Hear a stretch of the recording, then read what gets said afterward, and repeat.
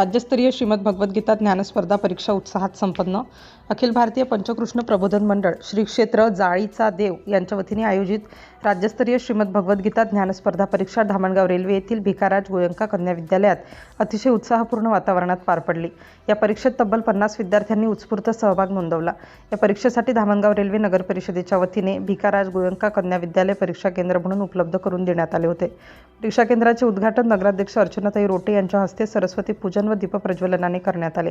या उपक्रमासाठी सामाजिक कार्यकर्ते गोपालजी भूत यांचे विशेष सहकार्य लाभले.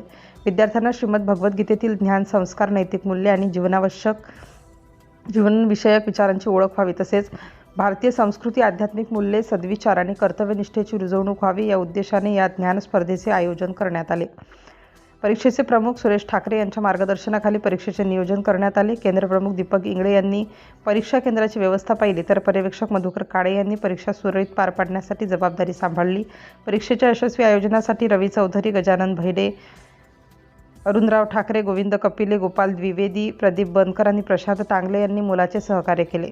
भगवद्गीतेच्या माध्यमातून विद्यार्थ्यांमध्ये सद्विचार, आत्मविश्वास, कर्तव्यनिष्ठा आणि संस्कार निर्माण करण्यासाठी अशा ज्ञानस्पर्धा उपयुक्त ठरत असून विद्यार्थ्यांच्या सर्वांगीण व्यक्तिमत्व विकासाला त्यातून चालना मिळते, असे आयोजकांनी सांगितले. सिटी इंडिया न्यूजसाठी तालुका प्रतिनिधी, धामणगाव रेल्वे. आणि त्यामुळे आपली ही जी एक आहे ती चळवळ आहे, केवळ स्पर्धा नसून ही चळवळ आहे जी समाजामध्ये आज अत्यंत आवश्यक आहे.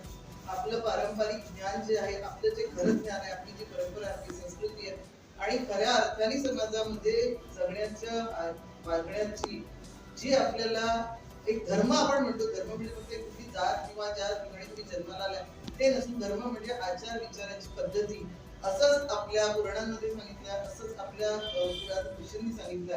आज दुर्दैवाने आपण जातीपातीच्या भानगडींमध्ये विभाजित झालेलो आहे, पण सकल हिंदू एक होऊन जे ज्ञान कृष्णाने अर्जुनाला दिलं ते ज्ञान आपल्यापर्यंत जर आज पोहोचलं आहे, तर ते आपण आचरणात आणलं तर आपला समाज एक होऊन पुन्हा आपण आपल्या या सनातन धर्माला विश्वगुरु म्हणून, भारताला विश्वगुरु म्हणून देण्यासाठी हा सनातन हिंदू धर्म जर एक झाला तर हे सहज शक्य होईल.